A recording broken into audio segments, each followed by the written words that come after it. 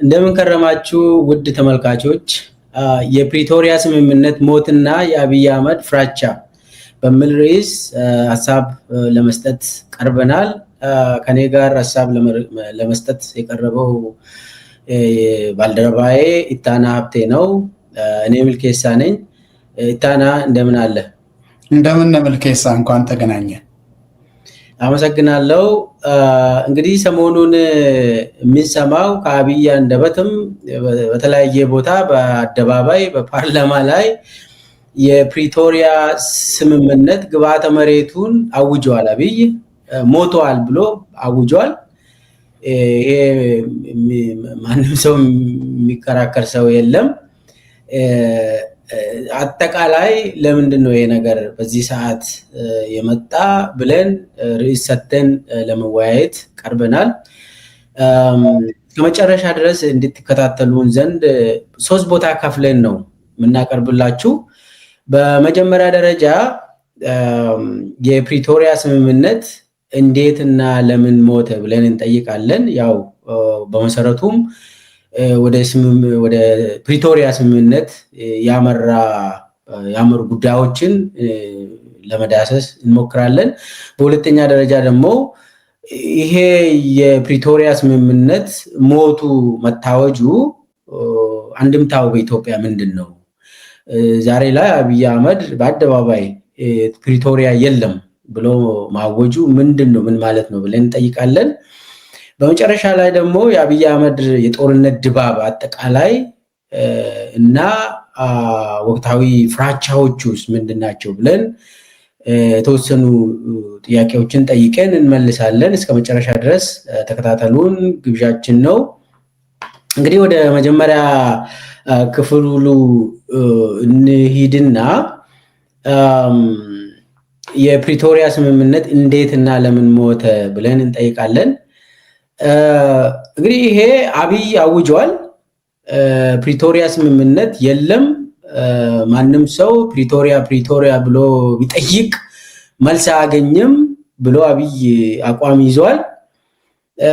ግን ወደዛ ያው ሞቷል ወይ ፕሪቶሪያ አጠቃላይ ወድቋል ወይ ብለን ከመዳሰሳችን በፊት ወደ ፕሪቶሪያ ስምምነት ያመራ ሂደቶቹ ዋናው የትግራይ ጦርነት ምክንያቶቹ ምንድናቸው ብለን መጠየቅ ይኖርብናል። ለምንድን ነው ይሄ እልቂት የመጣ ጄኖሳይድ የተፈጸመበት በጣም ከ1 ሚሊዮን ህዝብ በላይ ያለቀበት የኢትዮጵያ ጦርነት ነው? ይህንን ሁሉ ለምንድን ነው ያየነው? ወደዚህ ያመራ ምንድን ነው ብለን ነው የምንጠይቀው። ከጅምሩ አብይ አህመድ ለምንድን ነው ትግራይ ላይ ጦርነት ያወጀው? ዋናው ተልዕኮ ጎሉ ምን ነበር? ያው አንዳንድ ሂደቶች አሉ፣ ግን ዋናው ጎሉ ምን ለማግኘት ነበር ወደ ትግራይ ያቀናው አብይ? እሱን መጠየቅ ግድላል። እሱን ስንጠይቅ እንግዲህ ያው አብይ ብልጽግና ፓርቲን ከመሰረተ በኋላ ሁሉንም ክልሎችን ለመቆጣጠር ሲያደርግ የነበረው ሁሉም ሰው የሚያስታውስ ነገር ነው።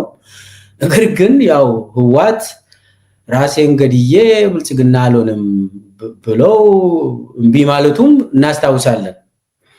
ዋና የፖለቲካ ችግሮችን ብዙ አናነሳም። ነገር ግን ወደ ጦርነቱ ያመሩ አንዳንድ ነጥቦችን ማንሳት ይኖርብናል። ኢታና ወደ አንተ ልመልስና አብይ አህመድ ለምንድን ነው ትግራይን የወረረው እና ምን ተጠቅሞ ነው ወደ ትግራይ የሄደው? ያ እልቂት ሁሉ የመጣው መጨረሻ ላይም በውርደት ነው ከዛ የተመለሰው። ግን ለምንድን ነው ወደ ትግራይ የሄደው አብይ? በጣም ጥሩ። ከዚህ በፊት በስፋቱ ስንናገር የቆየን ጉዳይ ነው። ማስታወሱ ግን በጣም አስፈላጊ ነው። አሁን አንተ እንዳነሳኸው እንግዲህ ከትግራይ አስቀድሞ አብይ ኦሮሚያ ላይ ጦርነት እንደከፈተ የሚታወቅ ነገር ነው። ምክንያቶቹ ተመሳሳይ ናቸው፣ ግን ትግራይን የሚለይ ጉዳይ ደግሞ አለ።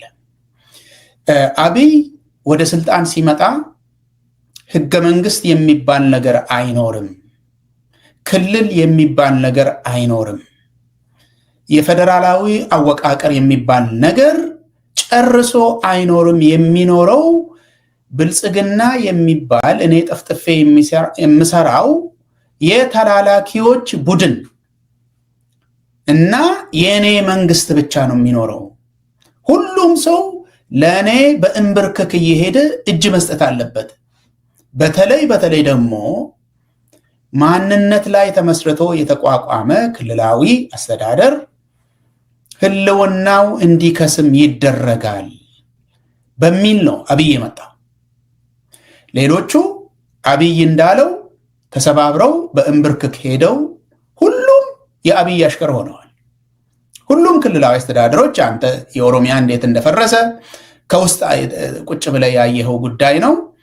ትግራይ ግን ራሱን የቻለ ከአብይ ቁጥጥር ውጪ የሆነ እጅ ስጥ ሲባል ደግሞ እጅ ስጥ ማለት ናና ብልጽግናን ተቀራቀል ሲባል እምቢ እንዳለ እና ዋናው ነገር ደግሞ ይሄ እንደሆነ አብይ ራሱ ተናግሯል። ብልጽግና ግባ ተብሎ እምቢ በማለቱ ነው ወደ ጦርነት የገባ ነው ብሏል። እንደዚህ ነው የተናገረው በግልጽ ማለት ነው። ስለዚህ አንደኛው ምክንያት ይሄ ነው ማለት ነው። የአብይ የግል የአንድ ሰው ያልተገደበ ስልጣን ለመፍጠር ሲባል ነው ወደ ጦርነት የተገባው በሁሉም ደረጃ፣ በኦሮሚያም በሌሎቹም አካባቢዎች።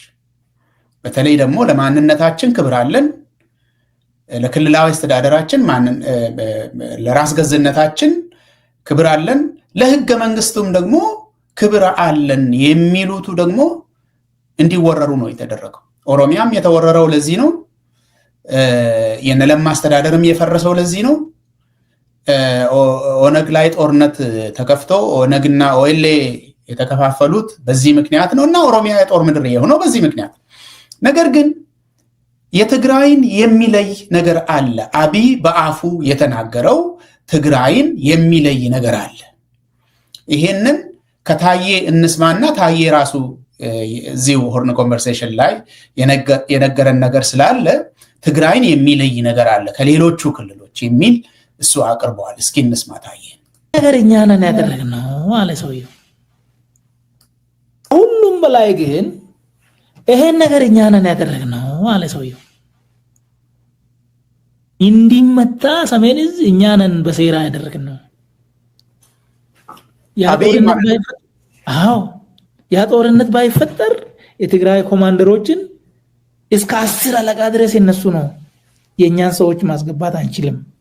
ስለዚህ ከዛ ለማውጣት እና የራሳችንን መዋቅር እዛ ውስጥ ለመስራት ጦርነቱ አስፈላጊ ነበረ እና እኛ ነን ያደረግነው ብሎ በራሱ አንደበት እኔ ባለውበት 2500 ሰዎች ፊት ለፊት ይሄን ተናገረ።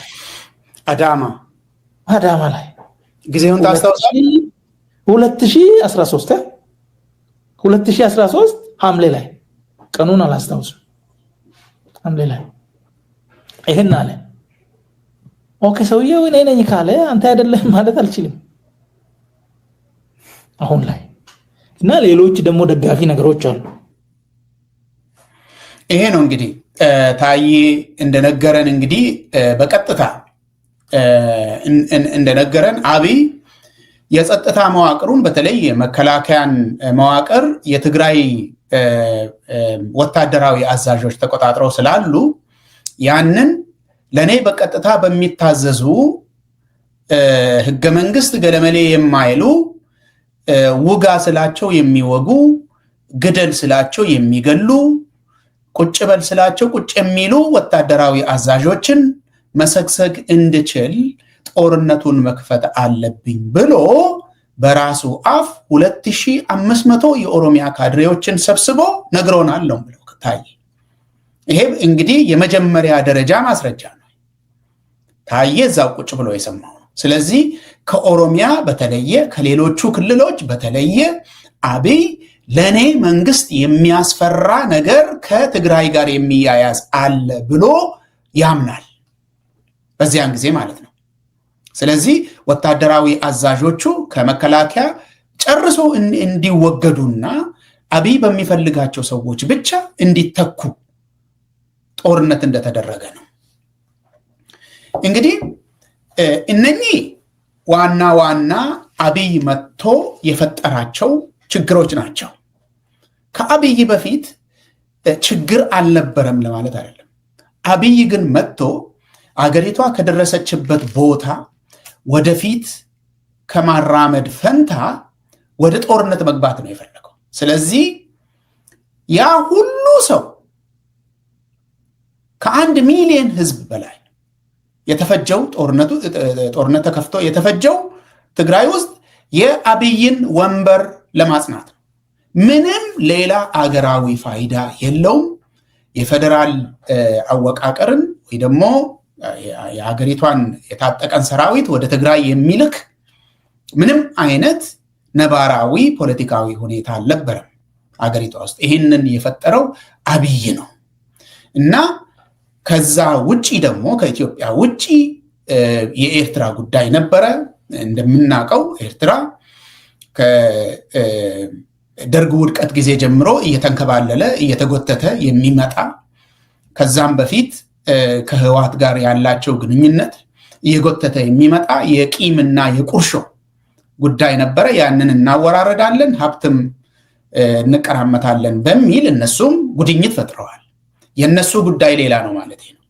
እንግዲህ ኤርትራ ተጋብዞ ሱዳን ጭምር ድንበር እንዲዘጋ ጥያቄ ቀርቦለት መሬት ቆርሶ ተሰጥቶ ከሀገር የሶማሊያ ወታደሮች መጥተው ከሰማይና ከምድር ጦርነት ተከፍቶ ያ ሁሉ ሰው ያለቀው እንግዲህ የአብይን ወንበር ለማጽናት ነው ማለት ነው። አመሰግናለሁ። እኔም አንተ ያልከውን ሙሉ በሙሉ እቀበልና ተወሰኑ 1-2 ነጥቦችን ልጨምር። አብይ እንግዲህ ይሄ ጦርነት አስፈላጊ ነው ብሎ ከጅምሩ ከኤርትራ ጋር ሰላም የሚባለው የጦርነት ስምምነት አካሂዶ ኖቤልን ወስዶ የሰላም ኖቤልን ወስዶ ለዚህ ጦርነት ሲዘጋጅ እንደነበር ሁላችንም እናስታውሳለን። ከዛ የትግራይ ለምንድን ነው ለየት የምለው? አንተ እንዳልከው አንደኛ ቲፒኤልኤፍ መንግስት ነው፣ የመንግስት መዋቅርን የተቆጣጠረ ፓርቲ ስለሆነ ለየት ያደርገዋል። ሁለተኛ ያው መከላከያ ሰራዊት ውስጥ በአብዛኛው በአመራር ደረጃ የትግራይ ተወላጆች ስለነበሩ ያም ለየት ያደርገዋል። አንተ እንዳልከው ይሄንን አብይ ብልጽግና ከመሰረተ በኋላ የራሱ አሳማዎችን ሁሉም ክልሎች ላይ ለመመደብ ህልም አለው። ኦሮሚያ ላይ ብዙ አሳማዎችን መድቧል። ከጅምሩ እነለማን እኔን ጨምሮ ከመታን በኋላ ኦሮሚያን የወረረው አሳማ ነው። አማራ ክልል አሳማዎችን መድቧል። ሌሎችም ክልሎች ላይ አሳማዎች አሉ። አብይ ዘራፊ ማለት ነው፣ የማይጠግብ ሌባ። ትግራይ ላይም የራሱ የሆነ አሳማን ለመመደብ ነው። ብልጽግና የሚባል እኮ የአሳማ ፓርቲ ነው እና ትግራይ ላይ አልቻለም። ለምን? ህወሓት ወይ ቲፒኤልኤፍ መንግስታዊ ፓርቲ መንግስትን ስለተቆጣጠረ መንግስት የያዘ ፓርቲ ስለሆነ ቀላል አይሆንለትም ለአብይ። እንደሌላው ክልል በቀላሉ ህዝቡን ለማንበርከክ አይችልም። ስለዚህ ዋናው የዚህ ጦርነት ዋናው መንስኤ የፖለቲካ ችግር ነው። የፖለቲካ ችግር ስለሆነ መፍትሄው የሚመጣ ከፖለቲካ ነው። ለምን? ምንጩ የጦርነቱ ምንጭ ፖለቲካ በመሆኑ ከዛ ከፖለቲካ ውጪ ምንም ነገር አይመጣም። መከላከያን ያው ከታየ እንደሰማነው መከላከያን ያስመጣው ከጅምሩ ባይዘው አብይ ሲዘጋጅ ነበር። ይሄ መከላከያን እንዴት ነው ባል እዚህ ሚዲያ ላይ ራሱ ስናቀርብ የቆየው ለምሳሌ መፈንቅለ መንግስት የሚባለው ለምን እንዳካሄደ አብይ አቅርበናል እዚሁ ሚዲያ ላይ ተመልካቾቻችን ወደ ኋላ ሄዶ ማየት ይችላሉ። አብይ የውሸት መፈንቅለ መንግስት ራሱ ላይ ያደረገ ለምን እንደሆነ ጀነራሎቹን የትግራይ ተወላጆችን ላይ ያነጣጠረ ከዛ ጀምሮ ዝግጅት ላይ እንደነበርና የትግራይ ጦርነት የማይቀር መሆኑ ይታወቃል። ስለዚህ በዛ ምክንያት ይሄ ሁሉ እልቂት መጣ። የትግራይ ህዝብ ላይ የተካሄደው እልቂት ዘመቻ ታሪክ የማይረሳ ጉዳይ ነው። በዓለም አቀፍ ደረጃ የታወቀ ጉዳይ ስለሆነ ብዙ እዛ ውስጥ አንገባም። አሁን ወደ ፕሪቶሪያ ስምምነት እንመለስ። እንግዲህ ፕሪቶሪያ ስምምነት የአብይ ጥንካሬ ሳይሆን አብይ ተሸንፎ የትግራይ ህዝብ አልሸነፍም ብሎ መዓት ከሁሉም አቅጣጫ ትግራይ ላይ የዘነበውን ነገር ሁላችንም እናውቃለን። ነገር ግን ይህን ሁሉ አንደኛ ዙር ላይ ከተሸነፉ በኋላ ዱቄት ሆኗል ተብሎ በአዲስ አበባ ላይ ታውጆ ዱቄት በቃ አብይ አህመድ ወጥቶ የለም ከዚህ በኋላ የሚወለድ ዱቄት ነው ተብሎ የተጨበጨበለት። ከዛ ትንሽ ቆይቶ ከቆላ ተንቤን አብይን ገርፎ ካባረሩ በኋላ ነው እንግዲህ አሜሪካም ጣልቃ ገብተው አብይን ቁጭ በልና ተስማማ ተብሎ ያው የትግራይ ህዝብ ጥንካሬ ያለ የውጭ ሀገር መንግስታት ጫናዎችም ነበሩ እና ፕሪቶሪያ የሚባል ስምምነት ላይ ተደረሰ። አብይ ሲጀመርም ወዶ አይደለም፣ ተሸንፎ ነው፣ ተገርፎ ነው። ያው ህዝብ አልቋል። ነገር ግን ደግሞ አሜሪካ ከዚህ በኋላ ቁጭ በልና እንደዚህ አይነት አድርግ ተብሏል። ኦልሬዲ ይታወቃል። በዛን ጊዜ የአሜሪካ ልዩ ስፔሻል ኦንቮይ እዛ ሲመላለስ ነበር። ሁላችንም የምናስታውስ ነገር ነው። ስለዚህ አብይ ተገዶ ነው ወደዚህም የገባ። ሲጀመር አብይ የሚባል ሰው ስምምነት የሚባል ነገር አብይ ጋር አይሄድም። ባይ ዴፊኒሽን አብይ እንዲህ አይነት ስምምነት የሚባል ነገር የለም በአብይ ዘመን፣ በአብይ ኤምፓየር። ስለዚህ ይሄ ፕሪቶሪያ ስምምነት ተፈረመ። አብይ ወደደም ጠላም ፕሪቶሪያ ስምምነት ተፈርሟል። አብይ ግን ለምን ወደዛ ስምምነት እንደገባ ትንሽ እናወራ። ከዛ በኋላስ ለምንድን ነው ፕሪቶሪያ ስምምነት ውድቋል፣ ሞቷል፣ የለም አብቅቶለታል ብሎ አብይ 100% ኮንፊደንስ ሰብሰብ አድርጎ በፓርላማ ላይ በአደባባይ ማውራት የጀመረው? ፕሪቶሪያ ስምምነት ማን ነው የገደለው እና ለምንድን ነው ፕሪቶሪያ ስምምነት ሞቷል ያለው አብይ ታና? በጣም ጥሩ። እንግዲህ እንዳነሳ ነው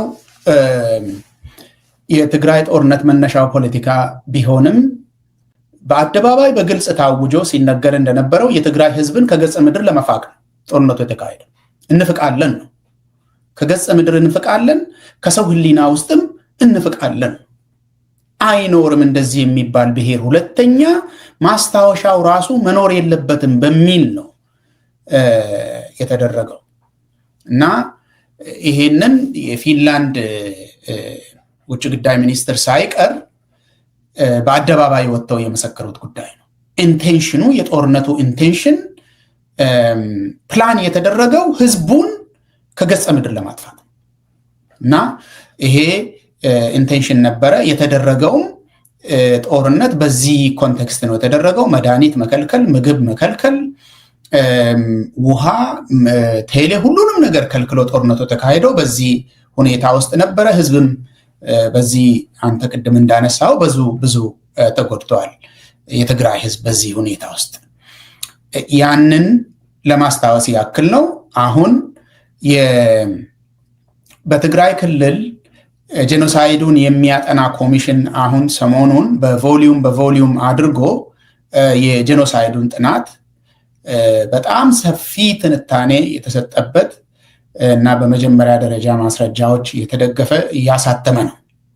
ኮሚሽን ኦፍ ኢንኳይሪ ፎር ትግራይ ጄኖሳይድ የሚል አሁን 2 ቮሊዩም አይቻለሁ እኔ። ሶስተኛ አውጥተው እንደሆነ አላውቅም። አሁን ይህንን ለምንድን ነው የማነሳው? ጦርነቱ ተካሄዶ ህዝብ እንደዚህ ሲጎዳ ነበረ። ፕሪቶሪያ የተፈረመበት ዋናው ምክንያት አብይ አንደኛ ማሸነፍ ስላልቻለ ነው፣ የማሸነፍ ፕሮስፔክትም ስለሌለው ነው። ግን ህዝብ ደግሞ እያለቀ ስለሆነ፣ ህዝብ እየተጎዳ ስለሆነ ከፍተኛ የሆነ ጫና ነበር። ስለዚህ በኤርትራ በኩል እየገፋ የመጣው ጦር እየገባ ነው እያሉ የትም መድረስ አልቻሉም። መቀሌ እንቆጣጠራለን ነው፣ ጦርነት ነው፣ መግፋት ነው፣ ማለቅ ነው። በሁለቱም በኩል ጉዳት ነበር፣ ግን ማሸነፍ አልተቻለም። አንዱ ሌላኛውን በዝረራ ምናምን ነው የሚባለው ውሸት ነው። የለም በዝረራ ነው ያሸነፍኩት የሚለው አብይ እሱ የታወቀ የለም። በደቡብ በኩልም የሄዱትም መሄድ አልቻሉም፣ ትግራይን መያዝ አልቻሉም። ስለዚህ ጦርነቱን አብይ ይበቃል፣ በቃ ያቀድነው እቅድ እዚህ ላይ ያበቃል ብሎ አይደለም ያቆመው። ማስፈጸም ስላልቻለ ሌላ መፍትሄ ለመፈለግ ለሌላ ጊዜ ለማራዘም ነው። እኔ በተደጋጋሚ ስናወራ ነበር። ይሄን በዚህ ኮንቴክስት ነው ፕሪቶሪያ የተፈረመው። ሲፈረም ግን ዋና ይዘቱ የነበረው እንደሚታወቀው አንደኛ የትግራይ መከላከያ ሰራዊት ትጥቁን ይፈታል የሚል ነው። ትጥቁን የሚፈታው ግን አንኮንዲሽናሊ ሳይሆን በኮንዲሽን ነው፣ በቅድመ ሁኔታ ነው። አንደኛ የትግራይ ህዝብን ደህንነት ለመጠበቅ የተቋቋመ ሰራዊት ስለሆነ የትግራይ ደህንነትን ዋስትና በሚያገኝበት መልኩ ነው ትጥቁን የሚፈታው ነው። ያ ነገር ሲደረግ በተመሳሳይ ጊዜ ነው ትጥቁን የሚፈታው የሚል ስምምነቱ። ያው የትግራይ ክልል መንግስት ይፈርሳል ተባለ፣ ያው ፈርሷል። ነገር ግን የውጭ ኃይሎች ደግሞ ነን ኢኤንዲኤፍ ፎርስስ የሚባሉት በተለይ ኤርትራ እና የአማራ ኃይሎች ከዛ ይወጣሉ ነው። በስም አልተጠቀሱም፣ ግን ከአገር መከላከያ ሰራዊት ውጭ ያሉ ማለት የሚታወቅ እዛ ይወጣሉ ነው የተባለው። ስለዚህ አንደኛ አብይ ያመጣቸውን ሰራዊቶች አላወጣም፣ የኤርትራንም አላወጣም፣ የአማራ ክልል ሰራዊትንም አላወጣም። ስለዚህ የትግራይ ሰራዊትም ትጥቅህን ፍታ ሲባል ለይስሙላ ያደረገውን ነገር አድርጎ እንዳለ ነው የተቀመጠው። ስለዚህ ጦርነቱ ተኩስ ቢቆምም አብይ ጦርነቱን አላቆመም። የትግራይ ሉዓላዊነትን የሚያረጋግጥ ምዕራብ ትግራይን በአጠቃላይ ወስዶ ለሌላ አካል የሰጠውን መልስ ሲባል ምክንያት እየፈጠረ እንዲሆነ በዛ ወጣ በዚህ ወረደ እያለ እምቢ አለ፣ አልመልስም ነው። ስለዚህ ትግራይም እንደታጠቀ ነው። ትጥቅ የሚፈታበት ምክንያት የለውም። ምክንያቱም አንደኛ ቅድም እንዳልኩት ያ ሰራዊት የተፈጠረበት ምክንያት አለው። ሁለተኛ በዓለም አቀፍ ማህበረሰብ ፊት ራሱ ስምምነት የተደረገው የትግራይን ደህንነት በሚያስጠብቅ መልኩ ነው ትጥቅ መፍታቱ የሚካሄደው የሚል ነው። ይሄ እንግዲህ አልተካሄደም። የጊዜያዊ አስተዳደር ይቋቋማል ተባለ። ትግራይ ጊዜያዊ አስተዳደር ተቋቋመ። ጊዜያዊ አስተዳደሩን ለራሱ ጥቅም በሚሆን መልኩ ሳቦታጅ እያደረገ አሁን መጨረሻ ላይ ይኸው የትግራይ አስተዳደር ተብሎ የተቀመጠው ጌታቸው የአብይ አገልጋይ ሆኖ በጣም በሚያሳፍር ደረጃ ወርዶ ከሌሎቹ ካድሬዎች በታች ሆኖ ሲያወራ ነው የምናየው። አሁን ለምንድን ነው የሞተው ነው ያልከኝ? አንደኛ አብይ ስምምነቱን የማስፈጸም ፍቃደኝነት ስላልነበረው ላለፉት 3 ዓመታት በተከታታይ እንደታየው የትግራይን መሬት የመመለስ ፍላጎት አልነበረውም። ስምምነት ውስጥ የነበረውን የትግራይ ድንበር ወደ ህገ መንግስታዊ ቦታ ይመለሳል የተባለው አልተመለሰም። የተፈናቀሉት ሰዎች ይመለሳሉ የተባሉት አልተመለሱም። አንድ ጊዜ ተሞከረ፣ በከፊል አልተቻለም፣ መሃል ላይ ነው የቀረው። ስለዚህ አብዛኛው ህዝብ አልተመለሰም። አንድ በአጠቃላይ አብይ የማስፈጸም ፍላጎት አልነበረው። በትግራይ በኩል ጊዜያዊ አስተዳደሩ አሁን ያለው ጊዜያዊ አስተዳደርም ህወሓትም እንደለመኑ ነው፣ መግለጫ እንዳወጡ ነው። እባካችሁ ፕሪቶሪያ እያሉ ነው። ለኤዩ ደብዳቤ እየጻፉ አንድ ጊዜ ለኤዩ ፓነል ድርድሩን መራ ለተባለው ፓነል፣ አንድ ጊዜ ለዩናይትድ ኔሽን እባካችሁ እየተባለ 3 ዓመት ደረሰ። ምክንያቱም አብይ ሁኔታውን የማስፈጸም ፍላጎት የለውም። ምክንያቱ ምንድን ነው ከተባለ ቅድም የተናገርነው ነገር ነው። ትግራይ ሁለተኛ ተመልሶ አንደኛ ፖለቲካዊም ብሔራዊም ማንነት በማይኖረው መልኩ ተሰብሮ እንዲቀመጥ ከተቻለ ደግሞ እንዲጠፋ፣ ያ አልሆነም። ሁለተኛ ትግራይ ትጥቅ የሚባል ነገር ሁለተኛ እንዳይኖረው፣ የታጠቀ ኃይል ትግራይና ትግራይ አካባቢ እንዳይኖር ለማድረግ ያም ቅድም እንደተናገርነው አልተቻለም። ስለዚህ አብይ የሱ ናይትሜር ሁል ጊዜ በቃ የትግራይ ኃይል መጥቶ ይገለኛል፣ ያጠፋኛል የሚለው ናይትሜር እንደቀጠለ ነው ማለት ነው ያለው። መቆም አልቻለም። ስለዚህ ዋናው ምክንያት አብይ እና እሱ ያደራጃቸው መዋቅሮች ይሄ የፕሪቶሪያ ስምምነት እንዲፈጸም ፍቃደኛ ባለመሆናቸው ነው ሳይፈጸም የቀረው፣ ለሞትም የተዳረገው በዚያ ምክንያት ነው። ለዚህ ነው ስንናገር ብዙውን ጊዜ የፕሪቶሪያ ስምምነት እስካሁን በህይወት አለ ወይ ብለን የምንጠይቀው። ምክንያቱም የትግራይ ሉዓላዊነት ካልተመለሰ፣ የተፈናቀሉ ሰዎች ካልተመለሱ፣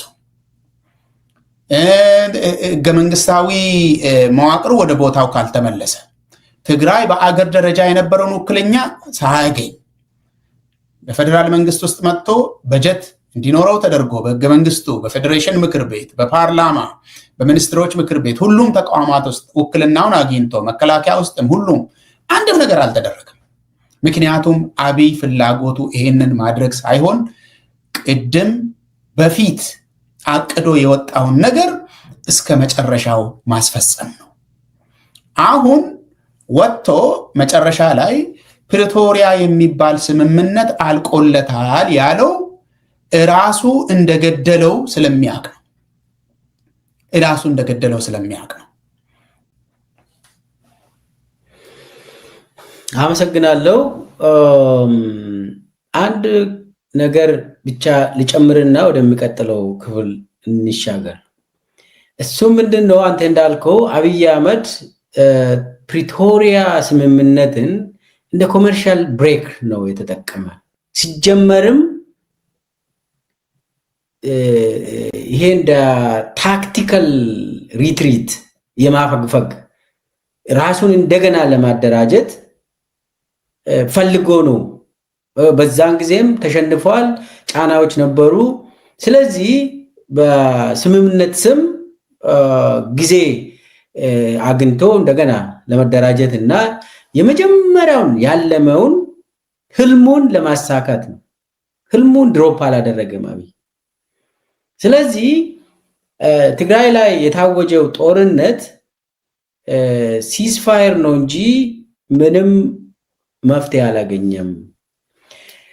ይሄ ደግሞ አብይ አሁን ስምምነቱ የተፈረመው እኮ ህወሓትና ፌደራል መንግስት ይላል። አብይ ደግሞ ህወሓትን ሰርዘዋል እኮ ከፓርቲነት ቆይቷል። የሱ የአብይ ምርጫ ቦርድ ህወሓትን ከሰረዘ እኮ ቆየ። ህወሓት እንግዲህ ዓለም አቀፍ ስምምነት አድርጓል አብይ። የአብይ ፌደራል መንግስትና ህወሓት ዓለም አቀፋዊ የሆነ ስምምነት ውስጥ ገብቷል። የፕሪቶሪያ አግሪመንት እኮ is part of international law። ይሄንን ከፈረመ በኋላ አብይ ዓለም አቀፍ ህግን በጣሰ መልክ አንዱን ፈራሚ እኮ የአብይ ጀሌዎች ዛሬ ጌታቸው ረዳና ማነው ጻድቃን እነሱ እኮ ህወሓትን ወክሎ ነው እንጂ የፈረመው እኮ ህወሓት ነው። ስምምነቱ የፌደራል መንግስት የኢትዮጵያ ፌደራል መንግስትና ህወሓት ይላል እንጂ አብይና ጌታቸው ረዳ አይደል። አብይ ግን ፓርላማ ላይ ቁጭ ብለው የተፈራረምኩት እኮ ጌታቸው ረዳ ጋር ነው እና ጌታቸው ደግሞ መጥቶ እግሬ ስር ነው ያለ የታለ ፕሪቶሪያ ብሎ ፓርላማው እኮ ይስቃል። በዛን ሰዓት ይስቃል። የሱ የአብይ ፓርላማ ምን አገባው እሱ? እና የተፈራረሙት ህጋዊ ሰውነት አግኝቶ ህወሓት በዓለም አቀፍ ደረጃ ህጋዊ ሰውነት አግኝቶ ሊግል ፐርሰናሊቲ አግኝቶ ህወሓት የሚባል ድርጅት ከኢትዮጵያ መንግስት ጋር ተፈራርሟል። ይሄ አብይ ዝም ብሎ በራሱ ምርጫ ቦርድ ቅብጥርሴ የሚሰርዝ አይደለም። ስለዚህ ከጀምሩ ፕሪቶሪያን መሰረዝ የጀመረው አብይ አህመድ እንደሆነ ለመግለጽ ነው። ፕሪቶሪያን መግደል የጀመረው ቆይቷል። አሁን ግን አውጇል። ስለዚህ ፕሪቶሪያ ሙሉ በሙሉ የገደለው አብይ አህመድ እንደሆነና አሁንም የትግራይ ኃይል ህወሓትም የትግራይ ህዝብም ፕሪቶሪያ ፕሪቶሪያ ፕሪቶሪያ እያለ ነው። አሁንም ከትግራይ የምንሰማ ፕሪቶሪያ ይከበር ነው። አብይ ግን ፕሪቶሪያ የሚባል ነገር ጨርሶ የለም ተቀብሯል እኮ ብሎ ሬሳ ነው ብሎ ራሱ ያወጀበት ጉዳይ ነው። ስለዚህ ገዳዩ አብይ አህመድ እንደሆነ ማንም ሰው እንዲያውቅ መንገር አያስፈልገንም። እቺን ካልኩ በኋላ ወደ ሁለተኛ ክፍል ወደ አንድምታው ብንሻገርስ? እዚህው ላይ አብይ ለማስታወስ ያክል ስለ ፕሪቶሪያ ሞትን ሲያወራ እዛ ያልነበሩ ሰዎች ናቸው ፕሪቶሪያ ፕሪቶሪያ ያሉ የሚጮሁታል። ችግሩ በጣም ጨቅላ ስለሆነ ይሄ ዝቅተኛ የሆነ ሰው ስለሆነ አብይ ፊት ለፊት ቁጭ ብሎ እነዚህ ፓርላማ የሚባል ስብስብ ቁጭ አድርጎ ሲያወራ ራሱም ጆሮ አያዳምጥም። እሱ አፉ የሚያወራው እንጂ እሱ እዛ ነበረ እንደ ፕሪቶሪያ ሄዷል። እሱ ራሱ የሄደ ይመስል እሱ ባስቀመጠው ስታንዳርድ ማለት ነው። ቢሄድም አሁን አንተ ያልከው ነው ጉዳዩ። ማንና ማን ነው የተፈራረመው ነው እንጂ ማን ፊርማ አኖራ አይደለም። የትኛው አካልና የትኛው አካል ነው? ምክንያቱም በውክልና ነው የተደረገው። ጦርነት እኮ በአገር ደረጃና በክልል ደረጃ ነው ጦርነት የተገደለው። ይሄ ነው። ስለዚህ ማን ማንን ወክሎ ፈረመ? እሱ ግን ራሱ የሄደ ይመስል ፕሪቶሪያ ያልሄዱ ሰዎች ፕሪቶሪያ ፕሪቶሪያ እያሉ ይጮሃሉ። በአጭሩ ከአብይ የሰማነው ከአፉ የሰማነው ጦርነትን ያስቆመ ስምምነት፣ ጠመንጃን ጸጥ ያደረገ ስምምነት፣ በሞት አፋፍ የነበረውን የትግራይ ህዝብ መድኃኒት እንዲገባለት እርዳታ እንዲገባለት ያደረገው ስምምነት በጣም ምቾት እንደነሳውና አሁን በጣም ደስ እንዳለው ይሄ ነው። በጣም ደስ እያለው እኮ ነው ያወራው። እንዴት እንደዚህ ታወራላችሁ? ይሄው ጌታቸው እኮ በቃ እዚህ መጥቶ ፕሪቶሪያ ፕሪቶሪያ ለምን ትላላችሁ የሚል ነው። ያቺን ለመጨመር ነው